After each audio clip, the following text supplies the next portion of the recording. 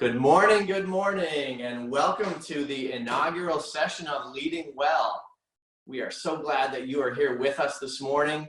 We have a great lineup for you this morning of Dorothy Carter, who is Assistant Professor of Psychology, and we'll hear about a lot of her work with NASA. She's currently at University of Georgia, and we also have with us Nathalie Guevara, who is a program lead of strategic planning at NASA. And so we're going to be hearing some insights from them today. We look forward to jumping in. We're going to have a conversational kind of tone to where we go. So we're going to jump around. We're going to ask some personal questions, and we're going to see where it goes. We're so glad that you are here, and we look forward to you participating as well. So there's a few cases and a few different sections we're going to ask you to submit questions. We have a number of questions that some of you have submitted even ahead of time, so thank you for that. I just want to ask a question as we get started here. How many of you this is the first time you've ever interacted with the Center for Leadership at FIU? Just write it in the chat box. Awesome, thank you, welcome. We're so glad you're here. And how many of you have attended one of our lectures, been to one of our programs, or familiar with what we do? Oh, awesome. So great to see all these first events, first times, and many of you also I know who are students, our faculty, our staff, our people who somehow have engaged with the center over the years. It's awesome. We're so glad that you're here today. So let me jump right into some of the questions or some of the topics that we want to talk about here this morning. And I'll start with you, Dorothy. Can you just give us a little overview of yourself, and then we can take it from there. So how did you end up here today is what I'm asking. Sure, yeah, and first of all, thank you so much, Nathan, for inviting me and Nathalie to participate in this webinar. Nathan and I go back a long ways. We've known each other for several years. Nathalie, we are just meeting virtually this week, but I'm so excited to hear about the leadership development efforts she's got going on at Kennedy Center. So as Nathan mentioned, I'm an assistant professor at the University of Georgia in the Industrial Organizational Psychology program here. And so many of you might be aware of IO psychology in general, but for those of you who are not, it's essentially the study of people in the workplace. So applying psychological principles to people working together. My research specifically is focused on leadership development, teamwork, and large-scale collaboration. So I'm probably going to use this term a couple of times throughout the webinar. A lot of times I study what's called a multi-team system. So that's a big system of multiple teams working together. And the reason why I'm interested in those topics, multi-team systems especially, is that a lot of the challenges we're facing today as humanity, as members of the human race, involve large-scale collaboration. So big groups of people working together to solve kind of grand challenge issues. That's great, and we're gonna come back to that. So for those of you, so keep that in your mind around, for those of you who are watching this, around big, grand, large challenges that are really difficult to solve, because it has some pretty significant implications for leadership in a multi-team system. So thank you. And so before I go to Nathalie, let me ask you a quick question. So can you tell us a little bit about tell us one fun fact about you? And I can think of one about your previous experience. You have this isn't your first job. No, so I know what you're hinting at. So this is my second career. My first career, I was 100% in to be a professional ballet dancer at one point in my life, and even finished high school via correspondence courses, so I could attend a full-time professional training program in Texas. And then I took a couple of jobs as a professional ballet dancer before returning to college a little bit later in my 20s. And then just fell in love with school, which was a kind of opposite of what my original trajectory was all about.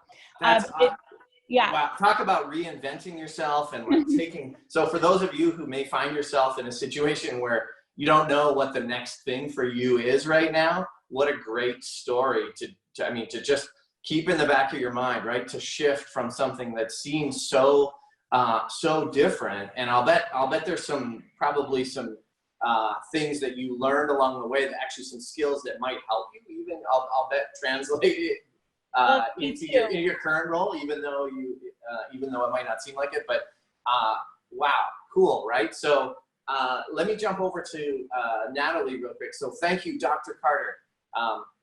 Dr. Guevara, we also go way back. So you two, this is the first time, as you mentioned, Dorothy, the first time that you have met Nathalie, but I have known both of you probably for almost about the same amount of time, for about 15 years, actually.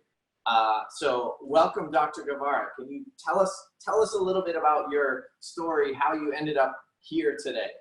Yeah, absolutely. So thank you for inviting us. Same thing, everything Dr. Carter said.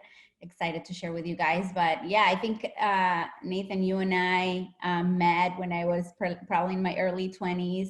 I was coming back from a study abroad from Spain, and it was an interesting time. But I came back from that study abroad having decided that I wanted to do a PhD in IO. It was kind of those things where before that trip, I was like, what do I do? Like, there are lots of things that I want to do. I was doing business at that time, but I took one psychology class and I loved it. And I was like, what could I do that kind of intercepts both? And so I came back and met Nathan, and he was doing lots of research on leadership, and that caught my attention. And, we started working together. I started working on your lab and learned a ton in terms of research. I had no idea what research or anything was. So it was such a great experience, to apply a lot of what I had learned, right, in the classroom to actually doing it and being a researcher. And Nathalie, if I could just give a shout out to you, you were the hardest working undergraduate research assistant. One time she called me to apologize that she couldn't make a meeting because she was in the hospital. And so I hope it's okay that I share that. Talk about dedication. I'm like, well, I think, my husband would agree. I think there are other he would do that. That are more important at the time. But wow, talk about dedication. And then you went on to do your PhD in Detroit. Correct, Wayne State University. Yeah, so stayed in that area of leadership development, and I did gender roles and cultural differences. That was mostly my thesis and dissertation. So lots of fun. And then I did applied research, which I liked, with Denison Consulting for a while. But then I was like, I really like to apply everything I'm researching on, and so I think that was the transition for me from going, more of the researchy route to like, now let's work with leaders and let's see how these concepts get applied and it looks like in real life. So what does that look like in your current role now at NASA? Because you're doing some work, a lot of it intersects with leadership and leadership development, and particularly at Kennedy. So can you give us kind of a lay of the land of what you do? And so you're not, NASA is divided up into, there's different regions and they don't always interact with each other, right? So you're at Kennedy, which for those of you in Florida, of course, know that is in Florida. Tell us a little bit about that. Yeah, so there are 10 NASA centers, and now we're definitely, pulling to being one NASA, right? But there's definitely different cultures for each of the centers. And, at Kennedy, we had in the past few years really taken the opportunity to focus on leadership and what the leadership culture of the organization ought to look like. And so, we started a lot of the conversations by saying, well, you will develop people, and you will develop people to be some kind of leader. How about being intentional in developing, what we want leaders to value? And so you got to be part of that transition. Yep. As well. How exciting is that? So you've been really at the ground level helping Kennedy, and I think this is amazing, helping Kennedy Space Center rethink how they think about leadership development, right? Yep, correct. Wow. Yeah, so it's been really cool kind of seeing leaders at the beginning be like, well, we have to launch a rocket. Like, we don't have a lot of time to think about like our values and like, you know, what is the leadership strategy. And so, you know, from my position, it was really cool kind of creating the case, getting down to talking about these things in a way that's relatable to them and not the academic-y, jargony, you know, theory of it. So lots of lessons learned for sure in that transition. But now, yeah, so in my role, I think, you know, you asked that at the beginning, and it was, I wear multiple, you know, sometimes we're doing informal coaching. Sometimes it's like being more of a project manager. They want to, you know, implement this big thing. And so how do we get it done?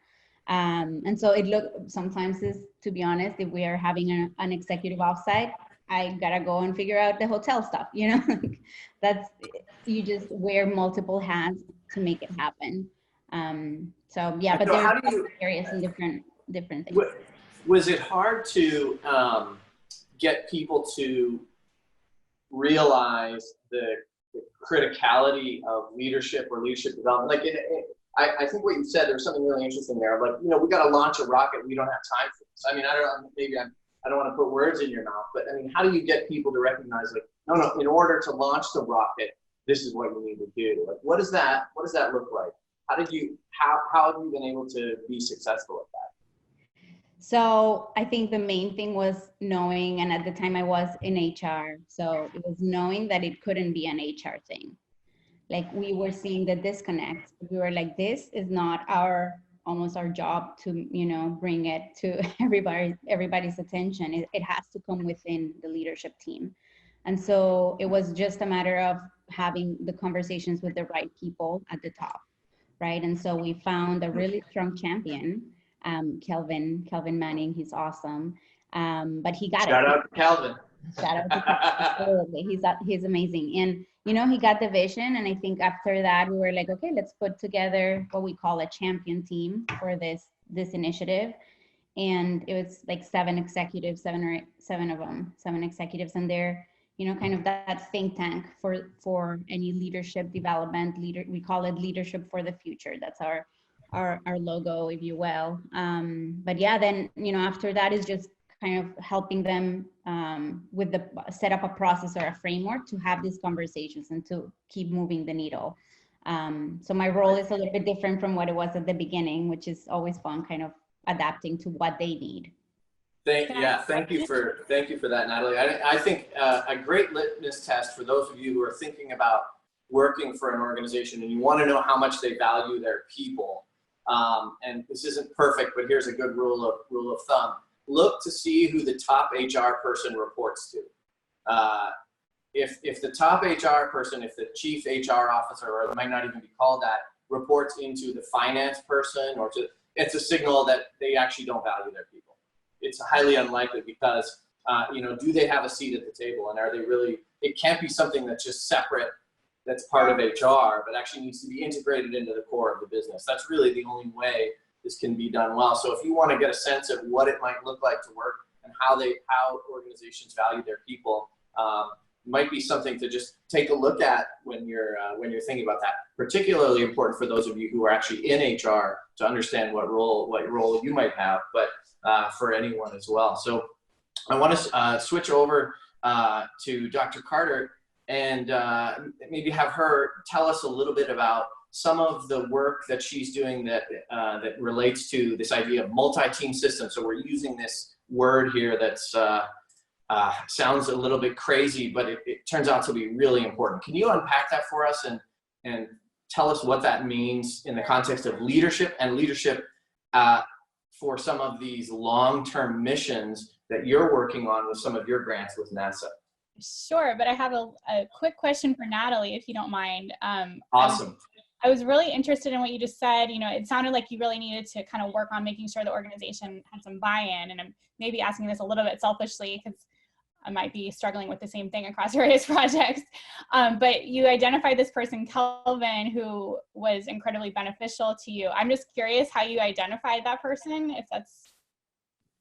Yeah, so I worked in partnership with my HR director, right? And we were like just brainstorming, what could this look like, right? And she obviously knows her superiors and her peers. And so it was more of that back and forth. And to be honest, like the first time I remember we talked to Kelvin, he was like, well, we're doing a lot of leadership. Like NASA throws a lot of money to leadership development, like, and it's awesome how much they invest in their people. And so he's like, we already have a way to develop leaders. And so the conversation was like, well, yeah, and like think about it, like we can't just build a rocket and hope to launch it somewhere. Like you need to have a destination. So it's the same thing. Like let's be intentional about the culture that we are, trying to create and how we could get there. And so I think those conversations, it was little, so, the first meeting wasn't like, yeah, let's go do it. It took some time, but I think he got it once we created the full picture. And then he kind of became the voice of your project throughout. Absolutely. Great. Yeah, so to get back to Nathan's question, Shannon, I don't know if you're able to show this image that's from a paper my graduate students and colleagues at Clemson and NASA and I published together recently. But this is just an image that's hopefully going to give you a little bit of a sense of like what a multi-team system kind of could look like in the context of NASA specifically.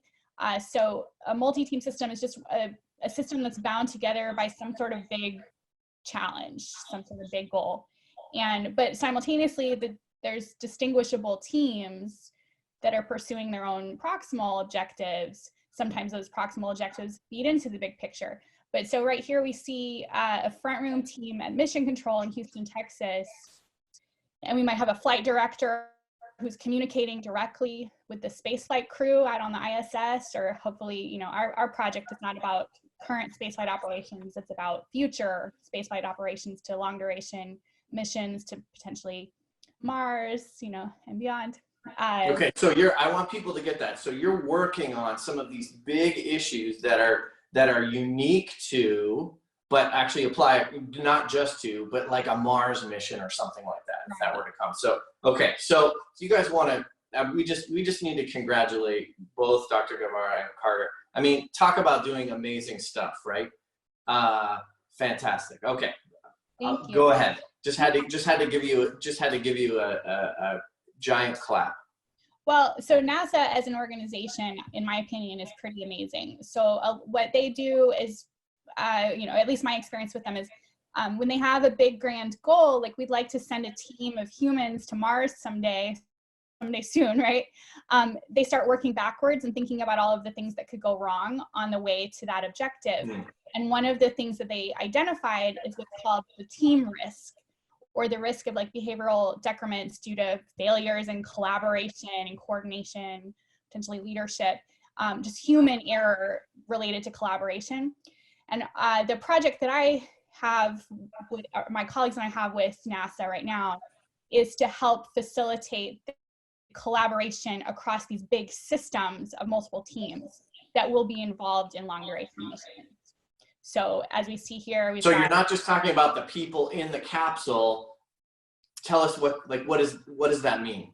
Yeah, so we're not just talking about the people in the capsule. We certainly know that there needs to be effective teamwork within that capsule, but also the way that crew is going to communicate with the human teams on Earth, and how those human teams on Earth are going to communicate with each other. So as you see here, we've got the front room team. They're communicating directly with the crew, but also they're relying on a variety of teams in the back room that are maybe from different disciplines, have different priorities and norms. And right now their system functions very effectively to do their current mission.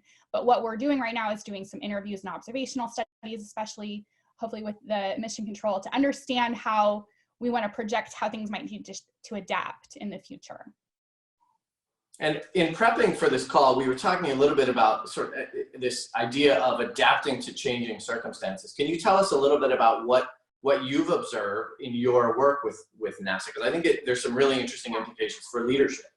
So actually the publication that this image is coming from is Pendergraft et al. In Frontiers in Psychology, is doing a little bit of a historical deep dive into the history of mission control.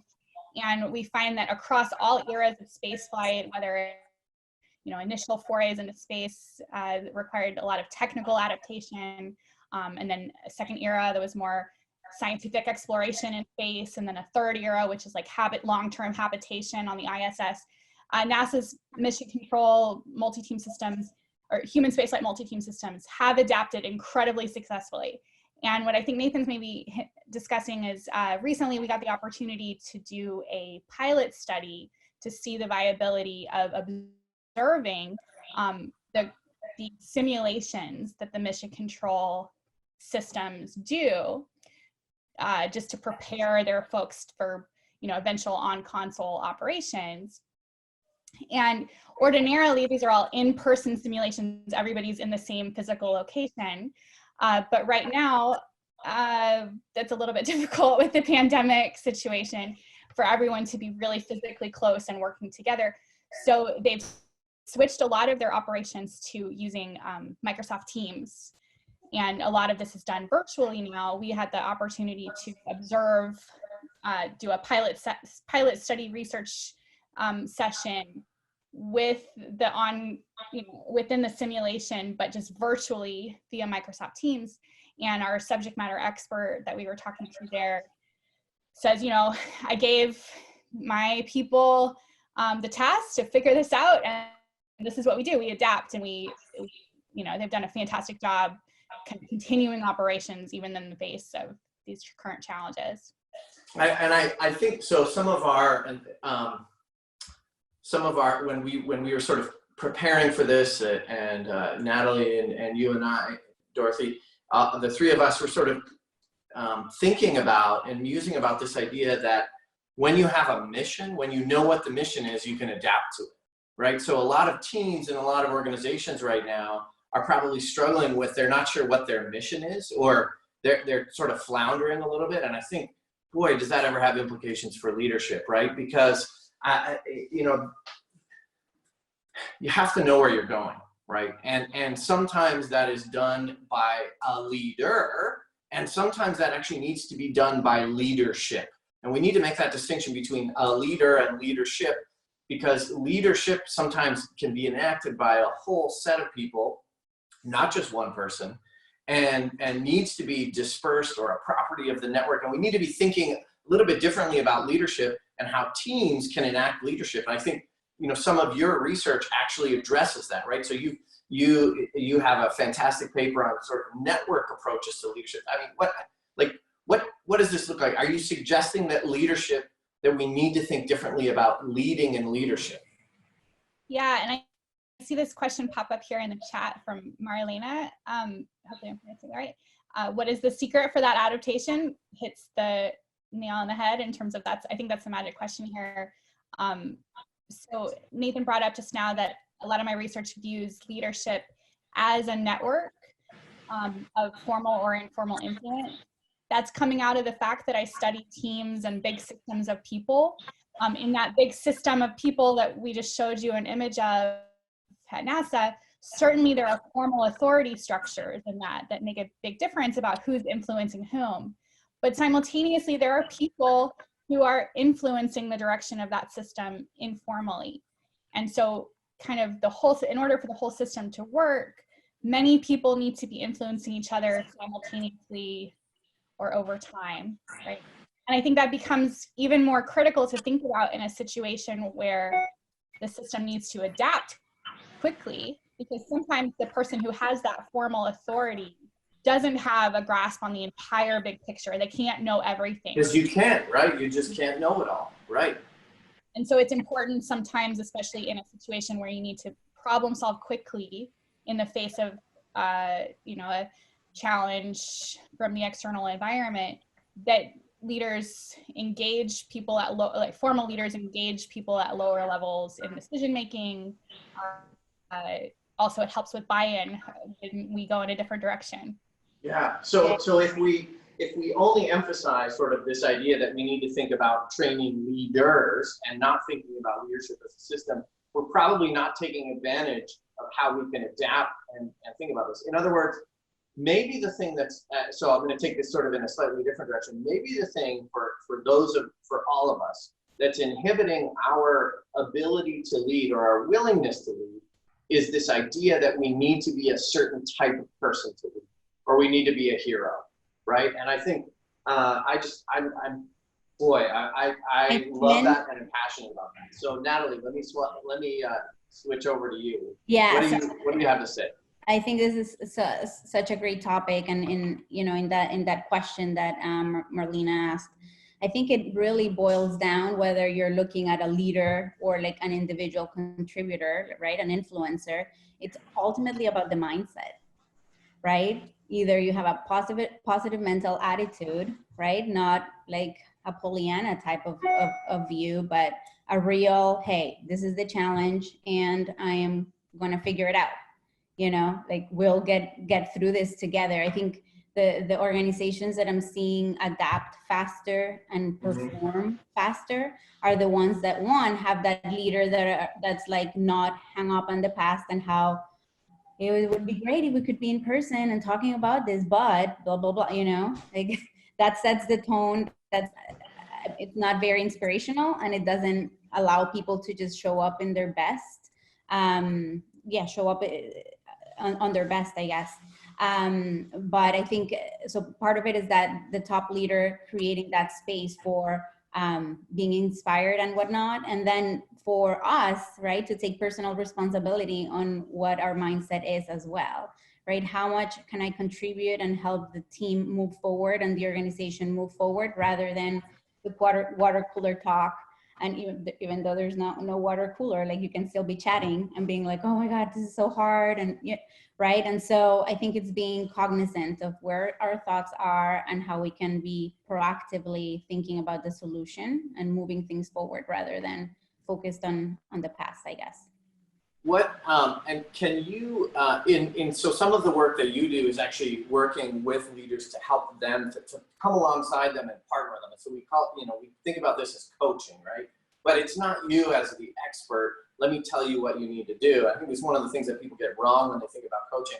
It's that coaches are really good at asking questions and help you work through a process for you to figure out what it is, right? So it's and we think about our programs at the Center for Leadership the same way. We say, look, we don't have all the answers. We're not going to tell you what you need to do, but we're really good at asking questions. And we have some ideas, but it's up to you to figure out what that looks like. Can you talk a little bit about some of your experience and how you've helped a leader maybe develop without, of course, sharing anything that that's confidential? Like what does that look like, or how have you seen them grow? And that's exciting stuff, right? Can you talk a little bit about that? Absolutely. So I think in my role, I can think about it in two different ways: formal coaching engagements and then informal coaching. And so I do way more now informal coaching rather than formal coaching engagements. I think with a formal coaching engagement, it's easier just because the person is seeking it. They want to grow. They want to be in this process. They want to think. They want to, go in and they want, that help, right? And their goals lead that, right?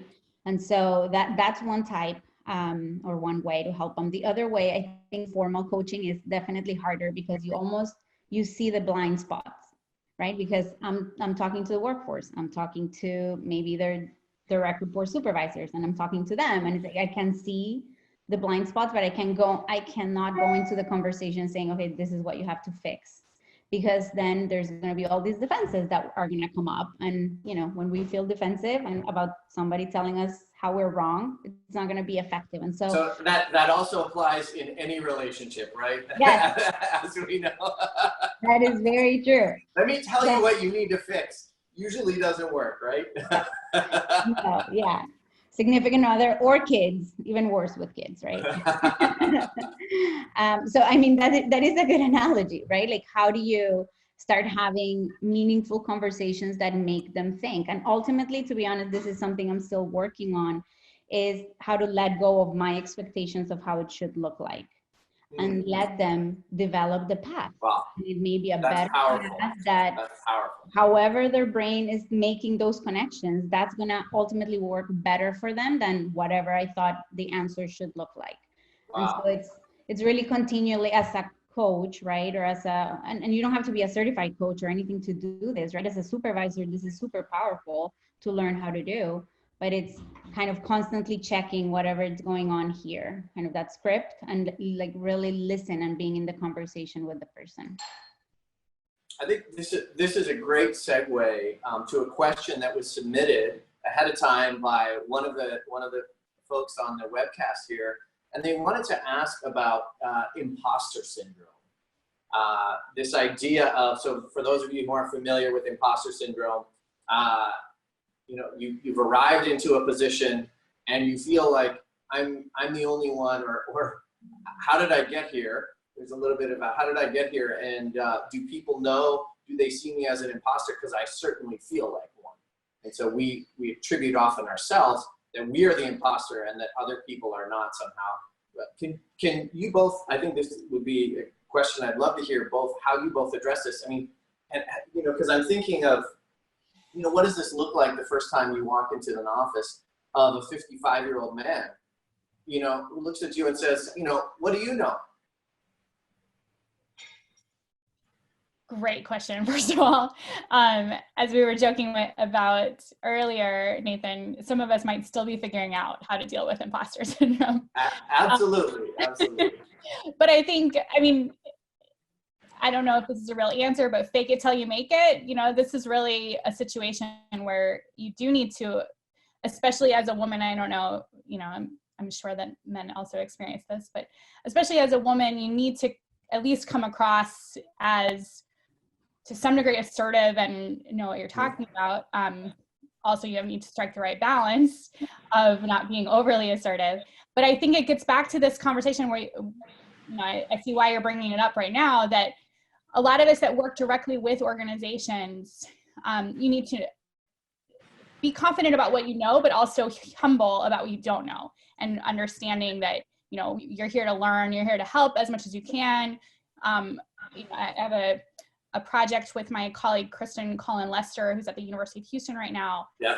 What we do in that project is we go in and we diagnose the system of collaboration in the upper echelons of organizations, so the top management team and the middle managers who report directly to the top leaders.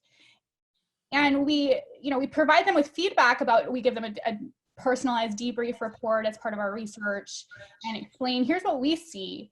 But we say, you know, we of course we are not the experts of your organization. We'd like to explain this to you and see what your thoughts are. What thoughts does this bring up for you, right? So in that way, it's a hugely disarming thing to walk into.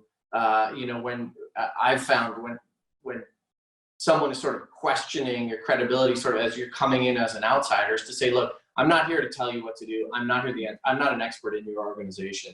That immediately takes sort of this threateningness of, and I think that goes for anyone, regardless of whether you're young or if you just, you know, you sort of have that imposter syndrome. But let me throw that question. Thank you. What a great quote in there, right? Be confident in what you know and be humble about what you don't. So let me throw that question over to Nathalie, an imposter syndrome question. Yeah, absolutely. So I think for me personally, and again, I'm working with a lot of baby boomers, right? Mm-hmm. So I'm not sitting with many people my age, especially in leadership, right? So that's something, I think at the beginning, I really made the decision, hey, you know, one, I think going into or thinking about that confidence, right? I don't need to know what, you know, how Dorothy, you were saying, like, I don't need to know the content, but I do know the process that can help. And so going into with that mindset of like, I want to help you perform, for your organization to perform better. It's not about me telling you what to do, but how about checking out this process, right? What do you think about what would work? What wouldn't, what, you know, is not going to work? And I think empowering them to create the experience rather than just coming in with like, okay, this is what we need to do. And I think for me, it's a little bit different because I'm in the organization. I feel like if I were an outsider, that would be totally different.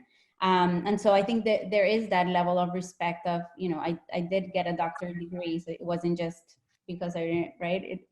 Just for fun. I mean, I love what I do, but there's some knowledge that I can bring to the table. Yeah, absolutely.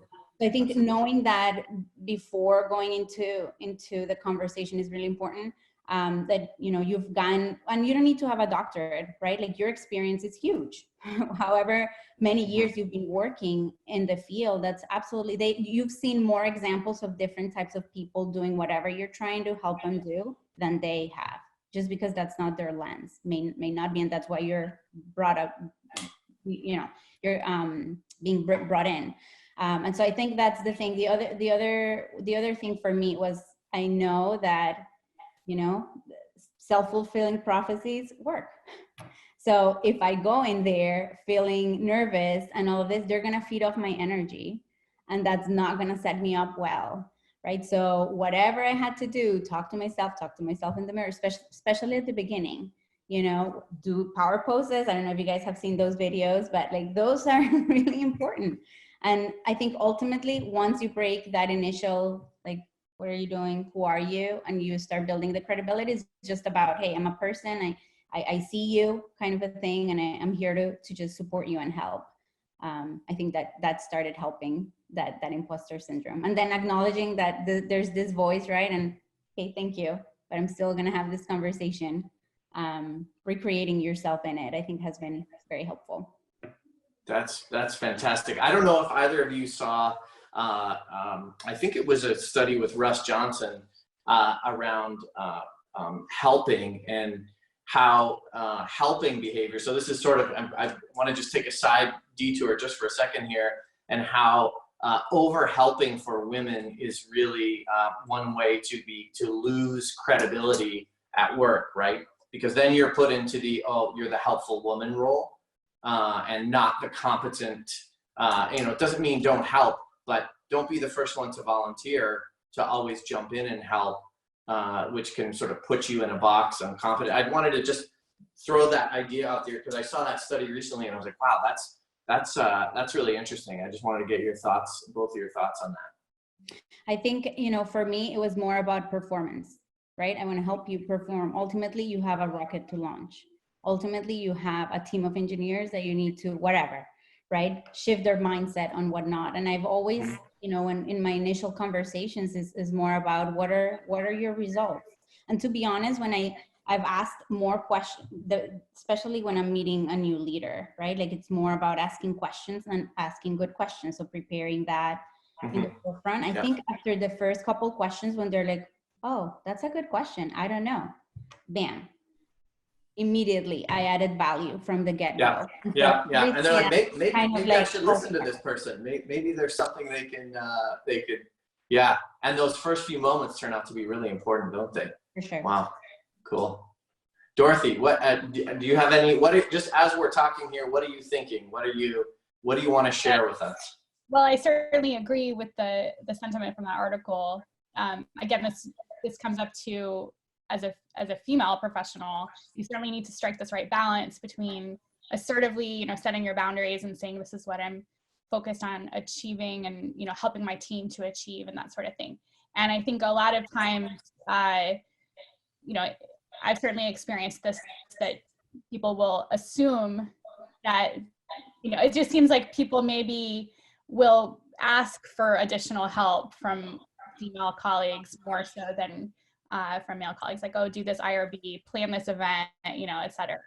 That if those things are actually important to you and, to what you're trying to accomplish in the workplace, to what your job really is, then by all means, volunteer and do that. But don't just kind of take it on just because you feel the expectation being put on you. Yeah, and I think, boy, is that ever up to men to be partners in this? Because I think it's critical that if you, as a guy, if you are leading or if you're seeing this, you have to be really sensitive to the fact that we might be doing this inadvertently, and it's really important. And it can, and if you see it happening, if you can sort of jump in and help again as well, and avoid that from happening, because I think it's certainly an important way to think about how we can have a better and get the most out of our team, and people have the best opportunity. Now, I want to whether you knew that there was a question coming, but you didn't know it was tied to the sneaky snacky squirrel game. Awesome. And so I'm going to spin this spinner, and and you will have a question asked to each of you based on what the sneaky snacky squirrel lands on. There's one that actually has a double question. We'll see if you land on this. I'm going to go to Nathalie first. I'm going to spin this here, and you ended up on yellow. Okay. So yellow for you. You're lucky as a question it's making me hungry thinking about what this question is. And so you used to live in Miami. You lived in Miami for a while. Then you lived in Detroit, and now you live in the Orlando area. What do you miss? What's something you miss about Miami food or something else that you love when you have a chance to come down here that you love to take part in? Yeah. So I'm originally from Colombia, and I came to the US when I was 15. And so, you know, obviously deep roots there. And so I think now Miami has so many Colombian options of food and Orlando does too, but definitely not as much as Miami. So I miss having, you know, just driving down the street and being able to pull up to, you know, get to a Colombian bakery and get like fun treats, or a restaurant, you know, and not having to drive like a long distance to be able to definitely miss that. There's a great Colombian restaurant near FIU that I always used to go to my first few years that my colleague and I went there once. I think we did go there. Yes, we did go there. I think we did. Yeah, we did. That's right. Yeah. Now, Dorothy, now it is your turn. Oh, so you got the one acorn. Okay. And your question is, what is one thing you've learned to do or relearned to do since we've been in quarantine? Honestly, this goes back to the question about how I got what my long-term trajectory was. So if you remember, Nathan had me bring up the fact that prior to attending college, I worked for a short time as a professional ballet dancer. In quarantine, I have revisited those skills because my 6-year-old niece had been taking ballet classes and was really bummed that they were all canceled. So we've been doing Zoom ballet classes together every Saturday. So fun. For those of you still on the chat, tell us something that you've been doing that a skill you've learned or something you've revisited since you've been in quarantine. We would love to hear about it. Yeah. Dr. Guevara, I see a number of really great ones. Gardening, yoga, gardening too. I've certainly been trying to enjoy that as much as I can. So thank you for those. Thank you for all those responses. Dr. Guevara, can you share with us a little bit about some upcoming really exciting news that's happening at the Kennedy Space Center? Absolutely. So if you guys are not aware, we are actually launching for the first time since 2011 astronauts from US soil. So that is very exciting. When the shuttle program closed in 2011, we have been pretty much catching taxi drives, I guess, from Russia to the International Space Station. And in a couple of weeks, on the 27th, we will be launching our next crew. So that is, you know, something for all of us to be very proud of. It's a country accomplishment for sure. And I would encourage you guys, to be connected to that. I'm sure it's going to be lots of stuff in the news. And I know we're going to, actually, we posted it on the chat, but if you want to, you know, be part of virtual tours and kind of learning more about the history of what we're doing and what the mission is and the astronauts and all of that, the link is on the chat, and I think we're gonna be sending it out via email, so you can just. I think Shannon just posted it, right? So for those of you who want to see more and be engaged with this, wow, what a great opportunity! And I know some people are some people have also submitted questions. How can I learn more about opportunities at NASA? Where would you point them? Yeah, absolutely. So, I mean, if you're a U.S. citizen, you can go to the usajobs.gov. Great website, and then all of the opportunities are funneled through there. So you can create a profile and just, you know, match whatever, or mark whatever your preferences are in terms of location and field and all of that. If you're a student, there are lots of opportunities on that. I think I saw a question about diversity and increasing diversity ethnicity-wise and maybe gender-wise. And I think NASA is doing an awesome job promoting STEM education, all, you know, from pre-K to college. So check out those programs. A lot of that is, again, in USA Jobs. Feel free to look me up on LinkedIn and I can connect you. LinkedIn also, the NASA page for LinkedIn would post opportunities there as well. Parting thoughts from Dr. Carter. What do you want us to be thinking about here as it relates to leading, or you know, how we need to be thinking about teams differently? Give us your 20-second take. Sure. I saw somebody bring up this question of, you know, what is the how do we deal with the pandemic? How do we adapt to that specifically? And I think that's what's on everybody's mind right now. Potentially my advice about imposter syndrome, about like being confident in what you know and humble in what you don't, could really very much apply not just to clients you're working with, but also the teams that you're leading. Is that you, again, we don't have all of the right answers as ourselves. Be humble and involved in followers. That's great. And Dr. Guevara, parting thoughts. I think my parting thoughts are along the lines of what we were talking before with the positive mental attitude and mindset. I think for our families, for our communities, for our country, we just, you know, need to rise above it, right? And focus on what's possible and not what's lacking. And so I would just say, make sure that you capture those thoughts and don't dwell on random things. Make sure it's intentional. If those are the thoughts you're going to want to be thinking, make sure that you know what those are rather than what the news say or whatever, right? Whatever, it's just polluting. Be intentional in what you're thinking. And yeah, I think this is a great opportunity too, to work on yourself, right? There's never been a time where we're kind of stuck at home. So work on, you know, self-development stuff. I think that's a good investment of time. Awesome. Good to see you, my friends. There you have it from two fantastic leaders themselves who are helping NASA, involved heavily in individuals and helping at NASA and helping teams think through complex issues and what that looks for leadership. Thank you so much for your time today. I would love to have you back and would love to keep this conversation going. And really, this has been fantastic. For those of you who are interested in engaging with us again, in 2 weeks from today, we will have Dr. Michael Woody Woodward will be with us, and he is the head of the executive coaching program at NYU. He's also a friend of the center and been affiliated with the center for many years, and actually has his PhD in from FIU. So you know, we like to keep it in the family. There's so many amazing connections we have with this fantastic university.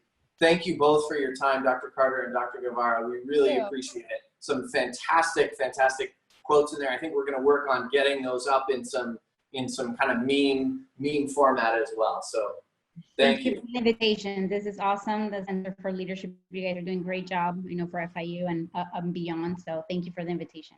Great. Thank you so much. This is wonderful. Thank you all. And thank you all for joining our webcast. We look forward to seeing you soon. Bye-bye. Bye.